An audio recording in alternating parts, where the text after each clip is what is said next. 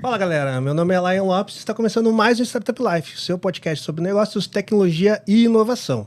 Depois de um longo tempo que eu estava, vamos dizer assim, de retiro do Startup Life, voltei aqui e voltei por uma ocasião muito especial para gravar minha jornada com um grande parceiro, amigo do ecossistema e um cara que tem muita história aí para contar, mesmo novo, já tem bastante história aí no currículo para nos contar.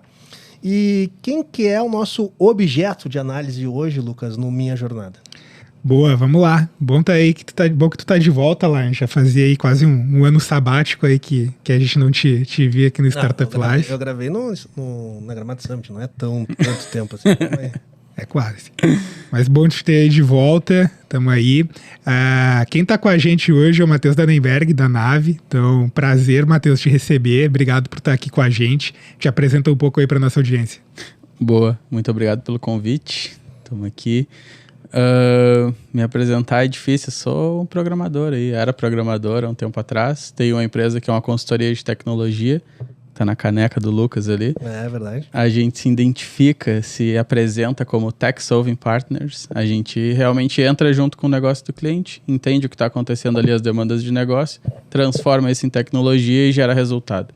No fim do dia é um monte de programador ali construindo tecnologia, mas o grande detalhe é que é muito alinhado à expectativa de negócio, ao gerar valor realmente para o negócio e não simplesmente sair produzindo código, que na minha jornada foi o que eu fiz bastante e deu bastante errado, então eu tenho muita propriedade para explicar o que dá errado na hora de produzir código. Então... Legal.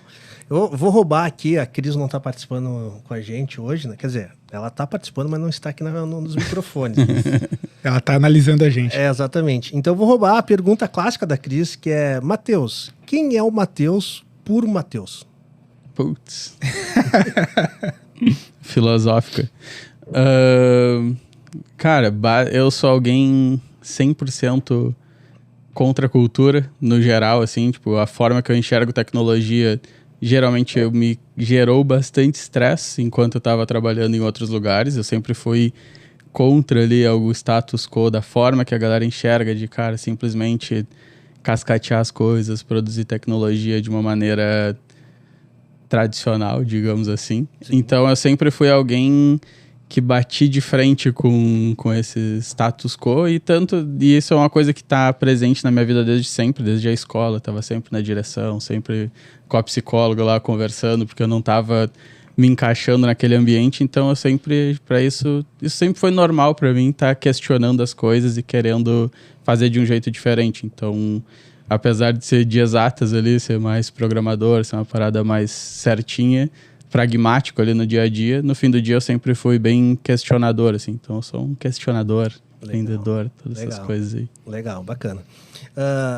Vamos, acho que começar pelo início, né, Lucas? Vamos pelo início. Que a gente entendeu que é o Matheus, pelo Matheus ali. Matheus, hoje tu é empresário, né? Tu foi desenvolvedor, assim. Mas como que começou essa tua primeira experiência, assim, no sentido de, cara, eu quero trabalhar com tecnologia, talvez isso faça sentido para mim. Quando que tu começou a tatear esse mundo de tecnologia? Meu primeiro contato com tecnologia foi fazer o site do meu time de CS. Eu tava na escola ainda. Eu tinha um time de CS, tinha montado o time, tipo... A cena de CS competitivo em Pelotas era muito forte nessa época. 1.6? Era 1.6 ainda. E tinham vários times e eu queria construir o time, chamar as pessoas certas ali pro meu time. Então, tinha lá, a marca do time era minha. E eu queria que esse time ficasse mais sofisticado, que desse para encontrar lá o que estava acontecendo, ver as pessoas que eram dessa equipe. E aí eu fui entender como é que faria um site. Foi o primeiro contato, assim, buscar fazer esse site, entender, programar. Era uma programação bem básica, assim, baseada em vídeos do YouTube. Isso devia ser 2009 ali. 2009 por aí. E foi esse primeiro contato de construir esse site. Fiquei muito feliz que tinha conseguido construir o site. E a partir disso segui estudando mais sobre como construir naquele jeito muito básico, mas já foi um primeiro contato. Isso influenciou na minha escolha da faculdade lá na frente. Tu fez faculdade do quê, Matheus? Análise e desenvolvimento de sistemas. Eu comecei na Federal, depois tranquei porque eu já estava empreendendo, aí fui indo. Quando eu acabei a efetivamente ganhar o diploma, já tinha passado um baita tempo, já existia a Nave até, já estava mais avançado, só o diploma ali pra mãe mesmo, por orgulho, mas no primeiro semestre já estava trabalhando, então já ignorei a faculdade, assim, no geral. Legal. E, bom, daí durante a faculdade ali, tu começou a aprender mais sobre tecnologia e tudo mais. E quando que tu começou a entender? Tu falou assim, quando me formei já estava com a nave, né? Uhum. A gente sabe aqui que a nave não é o teu primeiro empreendimento, assim, né? Uhum. A gente geralmente lembra, né? A gente de fora, assim, lembra dos empreendimentos que fazem sucesso, mas quem empreende sabe que não é sempre que faz sucesso, né? Conta um pouco aí dessa tua jornada aí de tentativas e qual foi o primeiro momento, assim, que tu falou assim, cara, quero tentar fazer alguma coisa aqui por conta. Uhum. Até uma coisa que eu geralmente não conto na história que pode fazer sentido é que a primeira vez que eu entendi que eu poderia fazer algo por mim e isso gerar dinheiro, tipo, toda a minha jornada empreendedora, ela passa por realmente provar o meu ponto, é algo que é bem importante, assim, tipo, provar o ponto, provar o que eu acredito, mas também começou por gerar dinheiro, porque eu precisava de dinheiro realmente para sobreviver ali. Quem não, né? Tem gente que às vezes não precisa, né? Mas eu precisava ali realmente desde o início, mas... Não, tem gente que não precisa trabalhar, mas verdade, precisa de dinheiro. Fez um profissão herdeiro, gosta de alguém.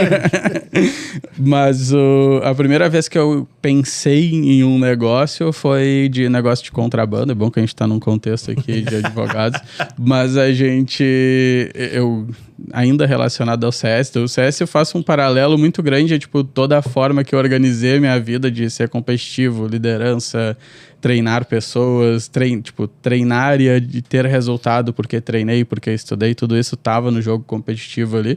Mas um ponto que eu comecei a gerar dinheiro a primeira vez foi porque eu tinha um tio, tenho um tio na verdade, mas ele morava na Europa nessa época e ele vinha todo ano, todo Natal. E aí eu comecei a encomendar com ele fone, mouse, coisas que não tinha aqui ou que era muito caro aqui. Aí ele trazia vários e eu vendia pra galera que era da cena de CS ali. Então tem várias pessoas que já compraram fone, mouse de mim. E aí o lucro que eu gerava com isso, eu comprava equipamento para mim, sobrava pouco dinheiro, mas a grande intenção era, eu queria ter equipamentos, eu não tinha condição de comprar, eu mandava vir, vendia, cara, clássico do empreendimento muito básico ali. Então essa foi a primeira vez que eu comecei a fazer algo por mim. Depois, em seguida, quando eu entrei na faculdade, eu precisei trabalhar, porque a faculdade era em outra cidade, e tinha que pagar uma van que a minha família não tinha condição de pagar. Mas depois, a primeira virada para empreender foi que eu comecei a fazer muito freela, assim, durante a faculdade. O meu primeiro salário era R$272 como jovem aprendiz, e a van que ia para outra cidade custava 260, então sobrava R$12 para viver tomar um café.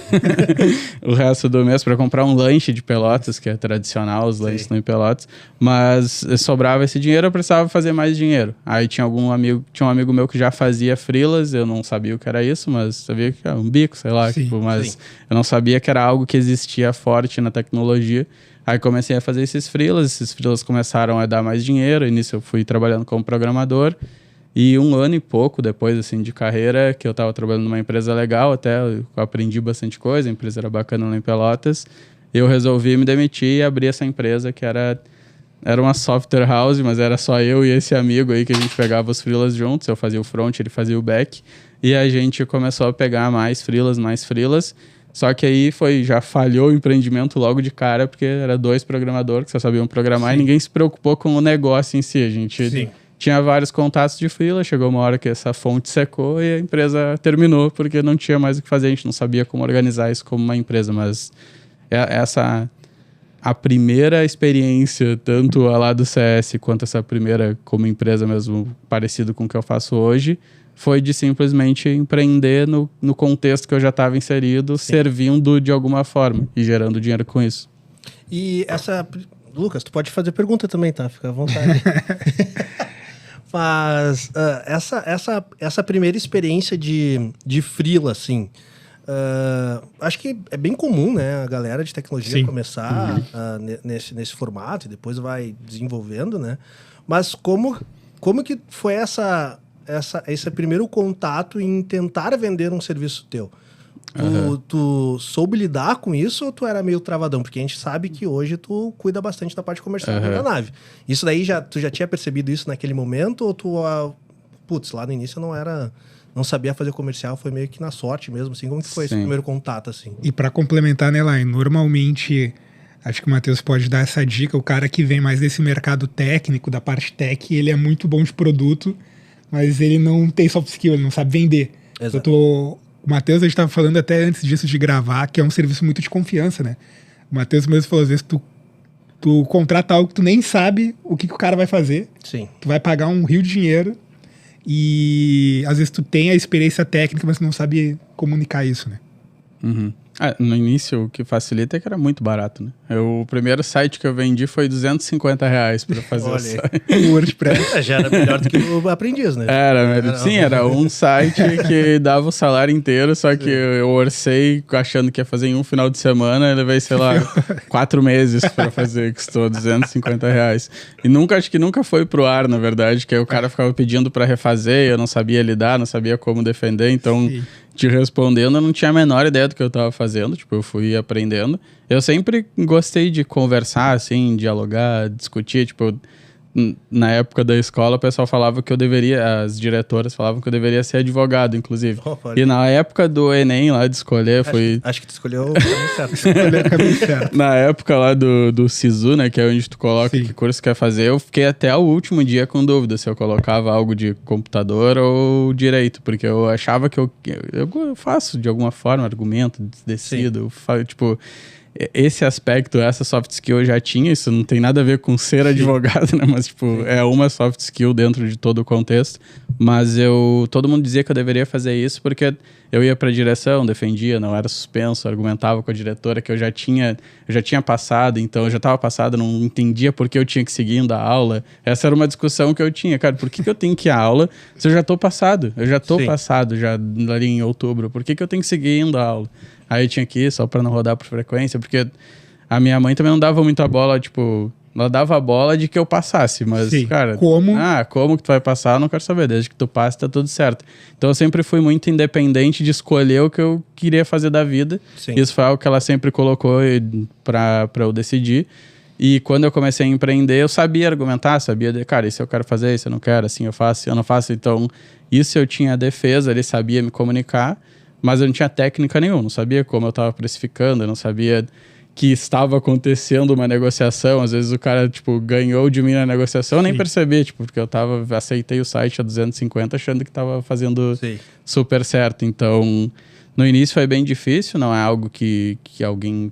O comercial é muito difícil, que não é algo que é fácil de estudar, assim, por mais que tenha um curso, uma coisa ou outra, não é uma matéria muito simples de estudar. Sim. E aí isso foi o que eu tive que ir aprendendo, assim. Mas isso foi o mais difícil, pensar comercialmente em si, saber sentar, negociar, falar o que tá pensando não era exatamente o meu maior problema, mas pensar como um negócio, sim. Eu tava sempre mais encantado com construir o produto, assim, como o Lucas falou. Tipo, cara, deixa eu programar aqui, chega aqui, vamos programar. Era algo que eu queria desde o início, mas... A virada de chave para pensar como negócio foi bem difícil, assim. Até tu me apresentou como empresário no início. Virada de chave para empresário, realmente pensar como empresário, é muito recente. E isso é interessante, né? Porque, bom, a gente tem muito em comum, assim, porque a gente trabalha com serviço no final das contas, né? Então, são consultorias com produtos diferentes, mas é serviços no final da conta. E muito do que o consultor, né, assim, ele é muito ser apaixonado pelo projeto, né? Sim. Então, eu vou pegar um projeto que eu gosto, que é legal, e eu vou dedicar muito tempo e vou fazer isso da melhor forma possível. Como se fosse meu. Exato. E daí a gente percebe que isso, fazer esse serviço, esse tipo de serviço somente pela paixão, ele não é estruturado, e ele não ser estruturado, tu não consegue ter uma certa, não vou falar escala, porque é difícil tu conseguir escala dentro de serviço, mas tu não consegue ter um crescimento sobre isso, né? Porque é difícil tu falar assim, para um consultor, para um desenvolvedor, para um advogado, cara, esse projeto aqui tu tem 10 horas para tu terminar ele. E se tu passar disso, a gente tá perdendo dinheiro porque a gente cobrou por 10 horas. A cada hora a mais que tu gastar aqui é um prejuízo que a gente tem. Sim. E no final das contas, muito que a gente percebe, né, Matheus, que é durante esse arco de aprendizado, a gente perde muito dinheiro com o projeto, né? Tu tava falando ali dos R$250, que tudo demorou 4 meses, era melhor tu não ter pego no final das contas. Né? Sim, sim. Então, assim, como que tu conseguiu... e eu sei que isso deve ser um desafio, inclusive, atual para vocês ainda, porque... o Silva Lopes está há 12 anos aí, ainda é um desafio atual para nós aqui. Cada tipo de produto a gente tem que entender muito bem qual que é... A gente não vende horas, mas eu sempre falo que as horas é o nosso insumo, né? Sim. Então, tipo, uma pessoa tem 24 horas por dia. Se essa pessoa trabalha 8 horas por dia, não adianta eu botar para ela num projeto onde ela vai gastar 16 horas por dia, que não tem como. Não vai fazer um M&A um dia. Não vai acontecer, entendeu? Então, tipo assim, como que tu vem lidando com esse tipo de situação, de ser um empreendedor, de ser um apaixonado pelo projeto, de ser um consultor? A gente estava conversando em off ali, que tu, agora eu e a Damoli, a gente pega alguns projetos que a gente gosta bastante e tudo mais, mas mesmo assim, ter processos, procedimentos e ser empresário sabendo que aquele projeto tem que ser rentável dentro de um timesheet específico. Como que tu foi desenvolvendo essa mentalidade, cara? Acho que com certeza foi errando bastante, porque no início eu tenho dado uma palestra sobre a história, minha história empreendedora no geral, mas a boa parte dela é sobre a nave. E aí eu mostro uma foto que eu fiz no papel o primeiro business plan da nave. Tem uma foto lá que eu guardei. E nesse primeiro BP tinha, tipo, gerar portfólio. E era uma empresa, a nave começou Sim. só eu, né? E aí gerar portfólio era um dos objetivos do primeiro semestre lá que eu mapeei. Então, nesse caminho todo, fazem 6 anos isso, a gente acabou de fazer 6 anos, a minha intenção sempre foi gerar o máximo de experiência. Tipo, porque no fim do dia, tu não vende hora, tipo, a gente vai ter que entender quanto vai esse projeto que vendeu a 250, nesse momento só tinha esse projeto, mas se fosse um bolo de projetos e a galera vai trabalhando e eu tô pagando as contas e tô aprendendo com isso, bem no início eu pensava assim, cara, preciso gerar projetos, gerar dinheiro que pague as contas e eu siga, tipo, dando algum resultado, mas eu preciso acumular o máximo de experiência para conseguir aprender como que eu tenho que tocar projetos. Então, para quem tá começando, o importante é, cara, fazer, se movimentar, assim. A gente foi... Hoje a gente tem algumas certezas, mas mesmo assim a gente tava falando em off, tipo, cara, a gente mudou o jeito que a gente trabalhava do ano passado para esse ano. A empresa mudou como se organiza, porque a gente foi aprendendo e foi se adaptando e foi evoluindo. Então, tem em serviço, às vezes, até tentar colocar muito processo, tentar achar uma lógica gigante dentro desse caminho, pode ser perigoso, porque, na minha visão, tu pode deixar de entregar o que é importante para aquele cliente naquele momento. Perfeito. Vai ter várias vezes que tu vai entregar mais naquele contrato, não vai parar para discutir o contrato, tá lá no manifesto ágil, inclusive. Sim. Então, tipo... Em vários momentos eu não discuti o contrato, perdi dinheiro, mas isso me fez ganhar dinheiro lá na frente. É muito... Não tem uma resposta muito objetiva, mas é muito... Em empresa de serviço, a confiança que a gente falou mais cedo, tipo, gerar confiança, tu garantir que a tua empresa entrega valor e depois tu vai entender se isso gerou dinheiro ou não, e aí tu vai ter que, obviamente, gerenciar esse processo de fazer a empresa deixar dinheiro no caixa. Isso eu demorei a aprender também, de, tipo, pensar no dinheiro, mas... Pensar no dinheiro em primeiro lugar, para mim, é perigoso para a empresa de serviço, porque tu deveria estar pensando em gerar valor em primeiro lugar. Porque se tu presta um bom serviço, se tu não tá ganhando dinheiro aí, tá errando, tá sendo burro em alguma outra parte do processo, não é no serviço. Sim. Se tu tá fazendo um serviço que entrega valor, que o cliente recompra ele, que o cliente te indica, tu vai ter que acertar algo na máquina para fazer ficar dinheiro no caixa, mas tu não deveria tentar criar super procedimentos no teu serviço que tá entregando valor ali logo de cara. Não sei se deu para entender, mas o pensamento sempre foi esse, assim, a gente é super nerd de deixar, o Adamoli principalmente, vocês conhecem ele, extremamente nerd, de deixar criar vários processos e tudo mais, mas muitas vezes no meu lado mais bagunçado a gente usa para policiar de, cara, não é isso, tá ligado? O que gera resultado é a gente entregar valor lá na ponta. Depois a gente vem tentando organizar e replicar o que gerou valor para isso conseguir se espalhar em mais pessoas e gerar mais valor para os clientes. Mas não é o processo que gera dinheiro, na minha visão, assim, porque a gente tem uma escalinha legal de ver que é pessoas, processo, tecnologia e escala. Tem um gráfico que a galera usa. E eu tô sempre mais focado em pessoas, assim, porque se todo mundo estiver trabalhando bem, entendendo o que deveria estar fazendo, seguindo os fundamentos aí dessa empresa, o que a gente acredita que gera valor, o resto vai acontecer meio que natural, assim, a gente vai conseguir entender e replicar as coisas. Mas a minha preocupação é sempre de, cara, estamos gerando valor para o cliente, existe um mercado que a gente está atendendo aqui que faz sentido, e o resto é gerenciamento. O resto é, tipo, existem frameworks, existem várias coisas para gerenciar a empresa de serviço. Sim. Pera, Não vai. Agora Falou que ia fazer pergunta, mas agora tem que fazer média, né? Média de tempo áudio, assim, né? Isso. Saber. Quantos anos tu tem, Matheus? 30. 30, tá. O Matheus não é tão... Eu acabei de fazer 30, Não até é? tu falou, pô, jovem, eu até gostei, porque hoje em dia eu já não tô mais me apresentando como jovem. Assim, tu é mais novo do que eu tenho 35, acabei de fazer 35 também, mas não é tão mais jovem Sim. assim. mais velho do que eu. Mais velho que o Lucas. Olha aí. Mas, cara, isso é incrível porque eu demorei bastante tempo pra conseguir ter esse tipo de percepção que tu tá tendo agora, assim, sabe? Uhum. Que tu já tem, né? E eu concordo plenamente contigo, assim, compartilhar um pouco da nossa experiência. Eu adoro conversar com o pessoal de serviço, porque é uma das oportunidades que eu tenho também de trocar experiência com a galera. Claro. Acho que o podcast é isso, né? A gente vai trocando experiência. A gente sempre fazia muito, e a gente ainda faz isso dentro do escritório, que é, cara, tem algum projeto novo que a gente nunca pegou? Tem um projeto que a gente nunca pegou. Hoje cada vez é mais raro, mas ainda acontece. Ainda acontece. A gente nunca pegou esse projeto. Eu sento com o Lucas, né? O Lucas é o nosso comercial.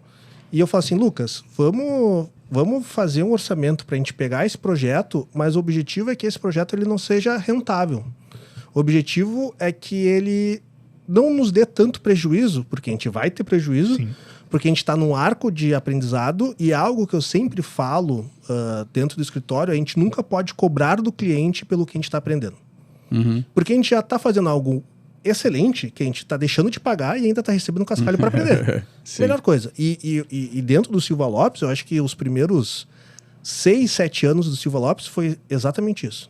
Tipo assim, cara, a gente precisa aprender muitos produtos novos, aprender como atuar com o mercado de tecnologia, a gente vai cobrar o suficiente para a gente pagar as contas, Uhum. mas o objetivo hoje não é a gente ter uma alta rentabilidade com margem de contribuição e papapá.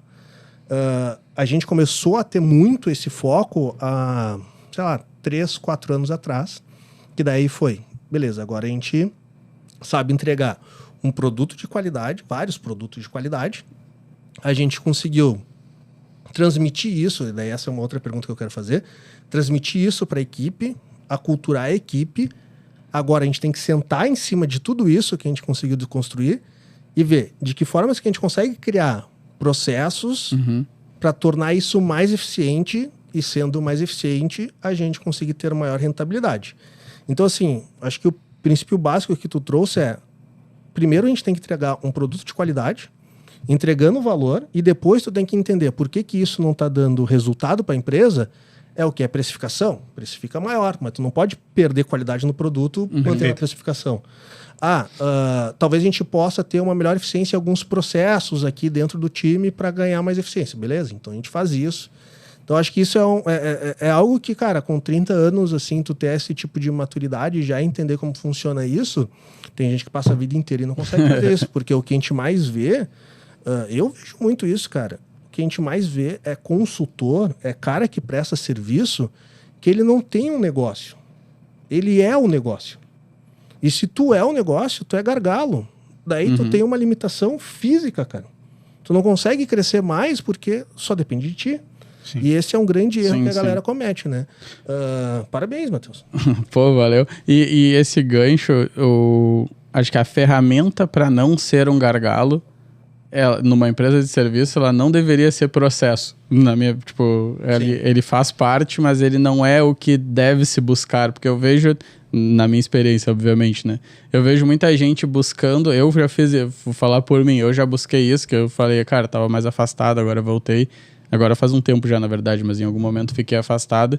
Eu entrei numas de, cara, não posso ser a empresa, tipo, num pensamento mais de métrica de output, não de outcome, assim, de tipo, cara, eu não posso ser a empresa, não posso, isso aqui tá errado, o cliente não pode falar comigo e tudo mais, tipo, entrei numa noia assim, aí a gente começou a tentar colocar processo, playbook, tudo pra tudo, assim, cara, não precisa existir, só que, tipo, na empresa de consultoria, é muito tipo, tem várias empresas que o nome é o nome do fundador, o nome da empresa, que o fundador tá lá, o cliente principal vai ligar ainda, tipo tem... Tipo Silva Lopes, assim. Exatamente, eu nem me liguei, eu tava pensando, tipo, outro, McKinsey, sei lá, tipo, era o nome do cara, tá ligado, tipo, de consultoria, mas tipo, o lance mais preocupante quando tu vai simplesmente buscar uma ferramenta como solução, assim, é que a empresa deveria, para ela pensar como empresa, acho que é o gancho que tu quer fazer de cultura também, para todo mundo entender como o serviço funciona e tudo mais, não é sobre o processo, é sobre todo mundo acreditar na mesma coisa, todo mundo tomar a decisão que eu tomaria, tá ligado? É isso que eu tô tentando replicar, e isso não se faz com processo, é com valores, com princípios, com todo mundo entender por que essa empresa existe. Tem um processo maior do que definir procedimentos dentro da empresa. E é muito confortável caminhar para procedimentos. Tipo, quando tal cenário acontecer, fazer isso. Só que tu tá meio que tentando controlar o passado e não o futuro. Tipo, a empresa cresce com problemas novos, com coisas novas, com desafios novos, com essa mentalidade de, cara, vamos pegar esse tipo de produto aqui...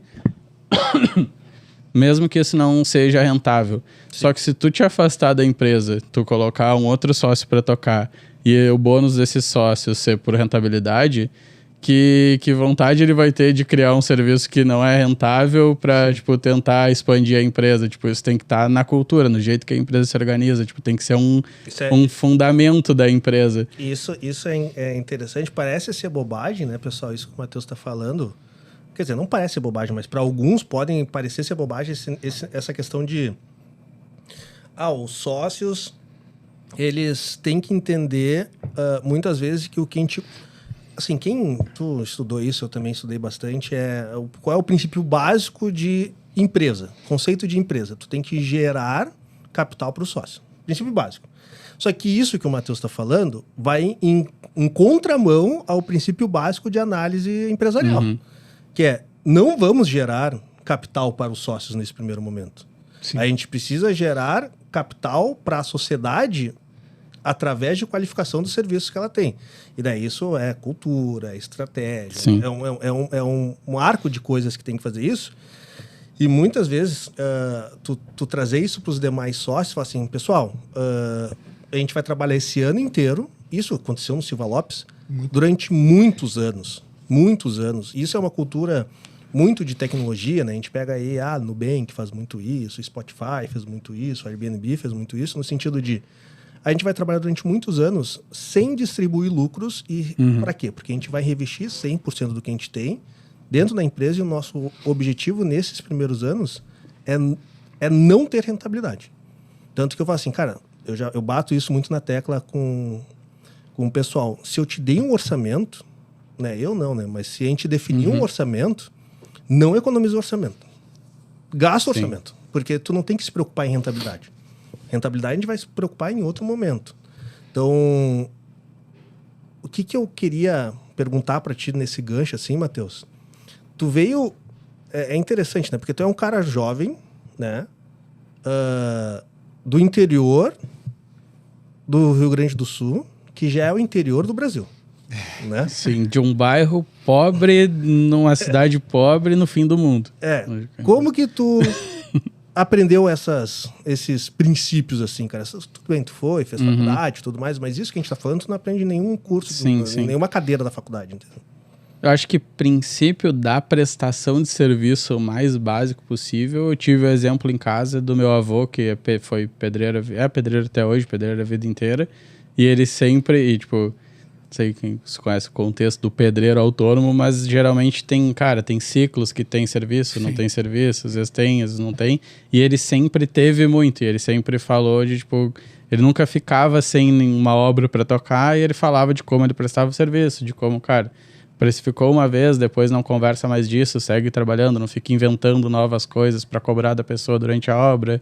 A forma que ele prestava o serviço, ele foi me falando, e, tipo, o programador é o pedreiro da web, né? Sim. Tu vai construir coisas ali, tipo, é a mesma dinâmica. Então, esse pensamento, ele tá intrínseco, assim, tipo, é algo que eu nem... Não é que eu pense, tipo, é um fundamento realmente de prestar um serviço de uma maneira honesta, justa, tipo, querer realmente resolver o problema de quem tá me contratando.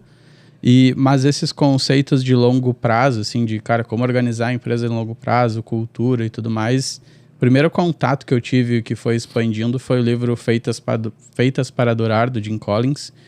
Que aí, tipo, conteúdos do Jim Collins ali no geral. Sempre busquei estudar bastante e isso foi...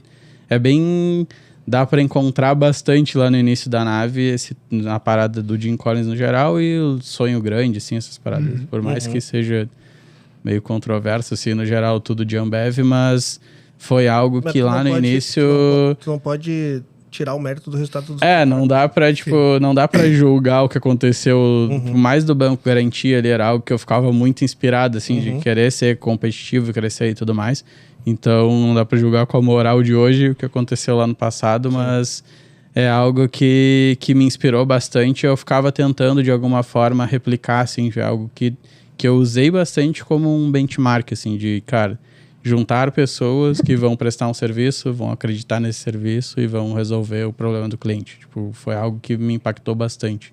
Legal. Eu queria perguntar pro Matheus, voltando um pouco no passado, você falou que começou a nave sozinho, lá no primeiro momento.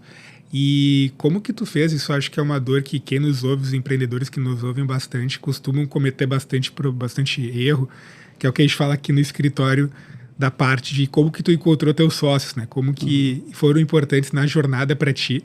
Que a gente fala, né? Lá a gente resolve um pouco o problema, mas a cada 10, 8 normalmente são por societário, né? Cara, vem um cara ali...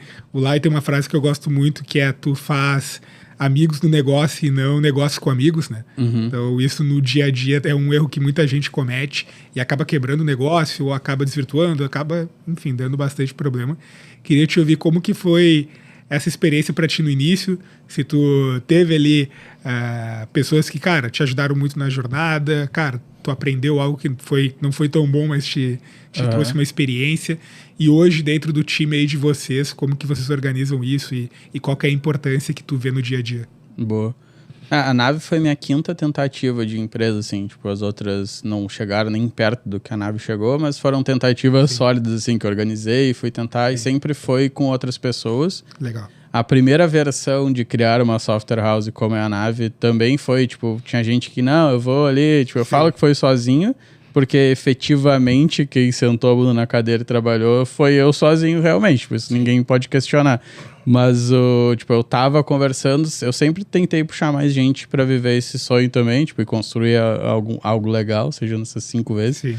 Mas era sempre amigos, tipo, cara, tem um amigo, vamos lá, vamos fazer, e aí, tipo, eu ia tentar fazer e começava, e cada um tava em outro emprego às vezes, ou se demitia e começava a trabalhar, mas voltava pro emprego porque não tava aguentando ali o tranco, porque, cara, é loucura, no geral é loucura, assim, tipo, tu sair... Ficar só, ainda mais programador, que tipo, quando eu fui ganhar o mesmo salário que eu ganhava como programador com anos de nave, não foi tipo com meses, foi com anos de nave, de cara, aguentar, ficar com salário menor, vai lá. Então, essa loucura lá do início, eu buscava pessoas para compartilhar, porque todo mundo dizia que, cara, tem que ter um sócio, não se começa sozinho e tudo mais, principalmente no contexto de tecnologia. E aí, mas quando a nave foi pra começar, já era a 5ª vez, eu já não tinha mais tempo pra errar, tá ligado? Eu tava querendo fazer algo, e aí eu comecei, cara, vou sozinho mesmo, vou ter que ir sozinho mesmo. Comecei a trabalhar e gostei, porque aí eu consegui, cara, implementar as coisas, e eu construí como uma empresa de serviço que eu falo que eu empreendo o meu talento, e eu não sou disruptivo, eu não sou, cara, super inovador. Eu sei fazer algo e eu comecei a construir uma empresa que fazia isso. A partir disso foi criando novos Mateus em outras pessoas e a coisa foi evoluindo. Mas eu sabia que eu queria ter sócio. Essas referências que eu trouxe, elas são baseadas em partnership, tipo, gerar um partnership, pessoas acreditarem no negócio, crescer. Todas as empresas que eu trabalhei antes como programador, quando eu tava imaginando, assim, como eu posso crescer nessa empresa, eu imaginava virando sócio. Tipo, não, eu vou crescer, vou virar sócio, vou ajudar esse negócio. Eu só queria participar de algo, assim, tipo, a Nave eu sou o principal sócio porque, por acaso, foi eu que comecei. Porque se eu tivesse passado por outra empresa, tivesse me dado a oportunidade de virar sócio e ver o negócio junto, provavelmente eu ia estar lá até hoje. Por mais que eu quisesse crescer, se eu tivesse o contexto que me proporcionasse eu viver o crescimento que eu queria, eu tava ok. Tanto que teve uma empresa que eu fiquei bastante tempo porque eles proporcionavam isso, depois acabou, eu acabei saindo. Mas de sócio, tentei várias coisas que não deram muito certo lá no início. Depois na Nave a gente conseguiu se acertar, trazendo uma cultura bem sólida, a gente sabe, todo mundo entendendo o que a empresa esperava fazer, todo mundo entendendo para que lado a empresa estava indo. E aí o programa de partnership no início foi na mão, assim, no bigode, tipo, cara, agora tu vem aí, tu é sócio e tudo mais, foi evoluindo até que isso virou realmente um programa de partnership no papel. Mas, sei lá, o primeiro e o segundo funcionário viraram sócios, o primeiro saiu, mas o Adamoli, que foi o segundo funcionário até hoje, foi crescendo, foi comprando. Eu queria que tivesse a dinâmica da pessoa poder comprar mais ações dentro da empresa, tá 100% da empresa no partnership, e eu fui sendo diluído por causa disso, porque eu queria que, cara, se tem alguém que está sendo relevante, deve crescer dentro da empresa, e isso foi acontecendo, e fica quase com a bolsa de valores ali dentro da empresa, e as coisas vão começando, quem está mais relevante vai ganhando mais dinheiro, vai evoluindo e as coisas vão acontecendo. Mas hoje em dia, a Nave só virou o que virou hoje porque tinha o programa de partnership. Para mim é a primeira coisa, assim, porque as pessoas começaram a crescer, começaram a colocar a cara delas no negócio também. Isso descola um pouco de a empresa do Matheus, por mais que seja difícil, porque os fundamentos da empresa, querendo ou não, vão ser sempre o que eu construí de experiência de tecnologia, que foi replicado para o que a empresa acredita. Isso evolui, porque eu evoluo também, mas eu tô sempre ali colocando também a minha visão, porque eu tô sempre atuando. Então, cada um vai tendo seu espaço e a empresa vai crescendo. E a gente é muito diferente entre os sócios, né? Tu conhece quase todos. Sim. Sabe que a gente é bem diferente, então isso ajuda bastante. Eu não tive muito a vontade de controlar, assim, a empresa inteira. Eu já saí, já voltei, já fiz outras coisas, já criei outra empresa conectada na Nave, fui tocar isso e a Nave ficou com a Adamoli. Tudo isso já foi acontecendo, não tenho muita... Eu quero estar participando de algo legal, eu entendo o lado empresário, eu passei a entender depois, tipo, tenho que defender o meu patrimônio aqui, tomar essas decisões aqui, isso aqui ainda eu sou controlador, mas o dia a dia, o que tem que estar sendo feito e gerado valor para o cliente, quem está conseguindo provar que está gerando mais valor, que tem que tomar decisão e a coisa vai seguindo. Perfeito. Uma pergunta, Matheus, tu falou algumas vezes durante o nosso bate-papo, eu já saí, tirei um sabático, não sei o que. Conta um pouco do porquê, quando surgiu isso e como que foi essa experiência. Sim. Não, foi totalmente ao contrário de um sabático, porque eu fui... foi pior, inclusive, do que ter ficado, porque a gente foi... Cara, em 2021 inteiro, praticamente, a gente começou uma escola de programação. E aí, na Nave, a gente sempre teve a cultura de formação. É algo que é um dos pilares de ter um bom partnership, ter uma empresa com cultura forte, é tu trazer a pessoa, formar dentro da empresa, ela acreditar no modelo de serviço que tu acredita, quanto mais tu formar elas, melhor. Mas esse modelo de formação, ele funcionava muito bem, funciona até hoje, na verdade, e a gente pensou em ter uma escola para formar novas pessoas de tecnologia. E aí essa escola começou a funcionar de alguma forma, a gente validou, foi lá, eu pensei, cara, né, grande ideia do momento, vamos spin-offar isso aqui, eu vou lá, eu gosto de tocar coisa nova, a Nave já não pode depender só de mim, tem que ter processos e rodar sozinha, então o Adamoli vai ficar cuidando aqui, e isso já vira uma holding, já tinha mais empresas na sequência que a gente ia abrir na sequência da escola. Aí eu fiquei focado nessa escola, e a Nave ficou com a Adamoli. E, tipo, eu tava ali também, não é como se nunca mais falei com ele. Tipo, eu tava mais afastado, obviamente. Mas as coisas, assim, durante esse ano, ele ficou mais focado em rodar a Nave, eu fiquei mais focado em construir essa escola. A gente ficou o ano inteiro. Foi um ciclo, eu queria viver essa experiência de startup mesmo, de... Cara, vai, roda MVP, evolui, tenta fazer outra coisa. A cada turma a gente tentava uma coisa diferente, as coisas estavam evoluindo. Só que uma questão de timing nos pegou forte, assim, que A gente queria fazer uma escola e queria só, cara, curso livre, cobra por essa escola, vai, coisa normal, tipo, educação padrão ali. Como eu falei, eu não sou disruptivo, eu quero fazer o normalzinho, faz o negócio ali, não tem erro, faz o business bonitinho. O arroz com feijão bem feito. E tava bom, a gente tava formando pessoas, coisas estavam dando certo, mas foi bem na época que começou um monte de escola a levantar um monte de dinheiro pra fazer aquele de paga depois, né, o ISA. Sim. E aí, curso de programação virou grátis. Tipo, o mercado virou que, cara, curso só de programação depois. só se paga depois. Empregado. E aí, cara, N coisas, se for olhar o mercado agora, ninguém mais faz isso, deu errado esse modelo. Gosto de afirmar que deu errado, vai ter gente que vai dizer que não, mas só endividou um monte de gente, fez um monte de promessa vazia, ninguém tá sendo programador do jeito que essa galera prometeu. A gente não acreditava nisso, não entrou nessa, só que não adiantava ficar brigando com o mercado. Tipo, o mercado era esse naquele momento. Aí no final do ano a gente voltou, a empresa que a gente chamava de Nave Educação, aí virou Otherwise com outro nome, a gente voltou Nave Educação para dentro da Nave, e eu voltei para a Nave e tudo voltou, a gente aprendeu a tocar consultoria de um jeito diferente, as coisas voltaram ao normal, mas o ano que eu fiquei afastado desse negócio principal, na verdade ele foi muito mais sugado, porque eu fiquei com 2 negócios ainda tirando um do papel, então foi algo muito louco. Foi bem mais puxado.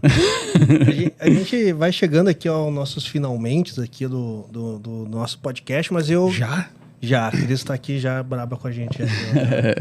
Mas até para liberar o Matheus também, que tem a agenda concorrida, mas eu queria fazer uma pergunta antes de a gente encerrar, né? Diga. Pra gente finalizar aqui o nosso bate-papo. Bom, o Matheus, como a gente falou, ele é de Pelotas, interior do Rio Grande do Sul, é o interior do Brasil, e o Brasil talvez seja um interior do mundo, né? Então, bem lá na pontinha. A gente sabe, né? A gente aqui do Silva Lab sabe o quão forte Pelotas é, essa geração, né? Em Pelotas é forte na parte de tecnologia.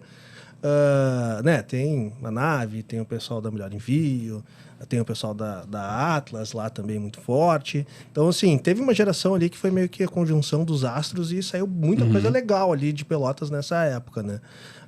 Nos últimos anos, assim. Mas, cara, como que foi começar em Pelotas? Né? Porque realmente, pro ambiente de tecnologia, lá em 2009, quando vocês estavam começando, era totalmente fora do eixo de tecnologia em nível Brasil, assim, né? Como que foi começar isso lá, cara? Sim. Pelotas é uma coisa engraçada que eu não sei se isso ainda segue sendo uma verdade, mas por muito tempo foi. A única empresa, a única cidade que não é capital, que tinha agências do grupo Publicis e WPP.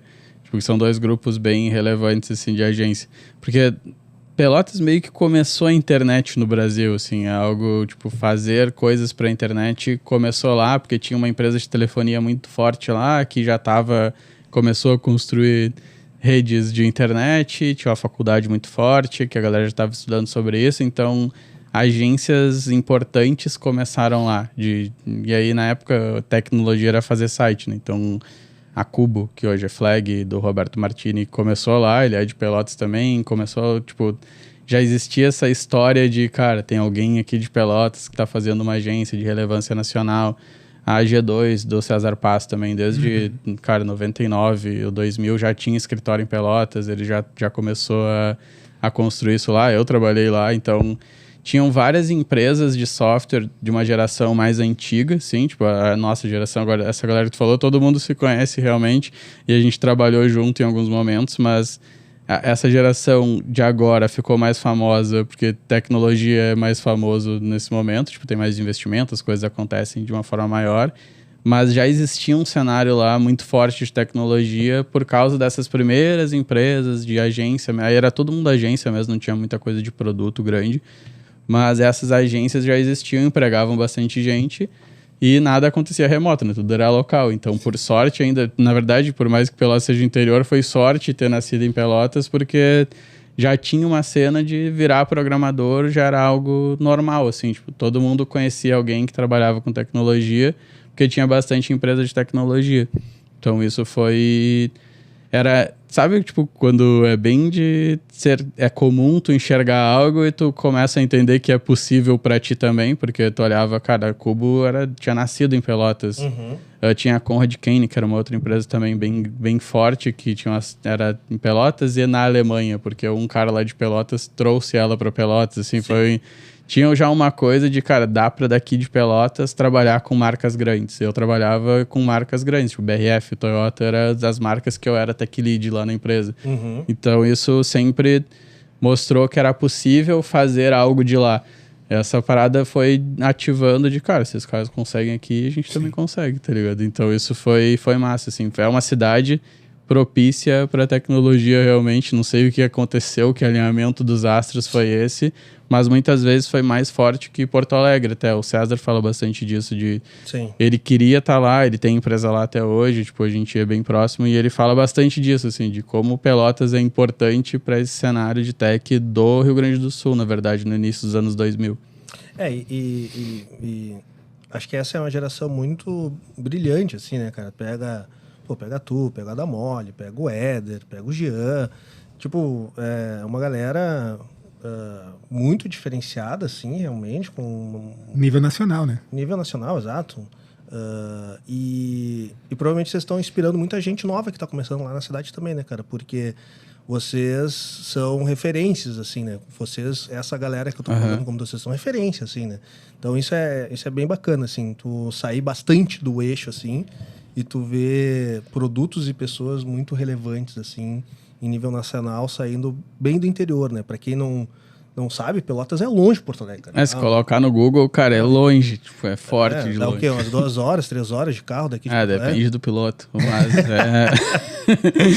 mas é por aí, é 280 quilômetros. É longe pra caramba, cara. Eu já fui em evento em São Paulo, que hoje a galera conhece, tu fala, cara, tal empresa Pelotas, a galera conhece o ecossistema, já ouviu falar, então... sim, cara, é algo... A Nave trabalha com consultoria, assim, então é um mercado muito mais B2B, assim, mas tu pegar Melhor Envio, cara... O maior orgulho é o Melhor Envio, eu acho. Todo mundo conhece, todo mundo conhece Melhor Envio, assim, pegar a Fatal Model, todo mundo conhece Fatal Model também, cara, então é muito legal isso daí, é muito bacana mesmo.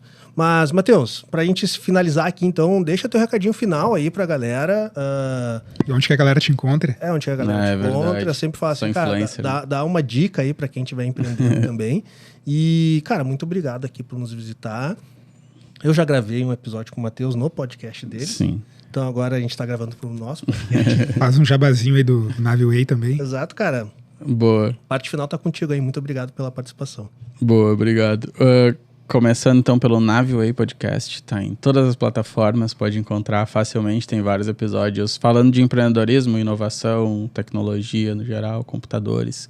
A gente fala de como, na verdade, implementar essa inovação, assim, de como quebrar barreiras, às vezes até de trazer um executivo e conversar sobre como deveria conversar com executivos sobre tecnologia, isso é uma coisa que a gente ajuda bastante lá.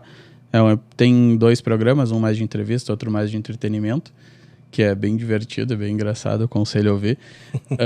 Me encontrar, então, @Matheus Dannenberg no Instagram, eu posto bastante coisa, tô sempre postando muita coisa por lá e respondo bastante gente por lá, tirando dúvidas sobre empreendedorismo, começar a fazer alguma coisa. Minha dica é sempre, cara, tenta começar a fazer alguma coisa o mais rápido possível, não perder muito tempo desenhando, cara, como vai ser a ideia perfeita, não contar a tua ideia para as pessoas, achar que alguém vai se importar com a tua ideia, roubar a tua ideia. Tem várias coisas que eu falo, assim, que são básicas, mas que eu vejo que a galera trava ainda. Então, começa algo quanto antes, vai dar errado, quanto antes tu errar, melhor, porque tu vai aprender, já errei 4 vezes aí. Se acertar de primeira, legal, fica a história aí, mas geralmente vai dar errado a primeira ali e a gente vai tentando outras coisas e se acostumar a errar até na que deu certo. Eu contei histórias aqui, a maioria dentro da nave, de coisas que a gente tentou, não deu certo, mudou, foi de novo. Então, errar faz parte, ler o Manifesto Ágil vai ser minha dica final. Então, lê o Manifesto Ágil e leva isso para tua vida. Maravilha. Muito obrigado pelo convite. Muito obrigado. Chegamos então ao final de mais um podcast aqui no Startup Life. E, Lucão, não sei se eu vou estar no próximo episódio, provavelmente não estarei, vou liberar a cadeira para Cris, aqui, a nossa host oficial. Mas nos ouvimos no próximo episódio aí. Tchau, tchau, pessoal. Tchau, tchau.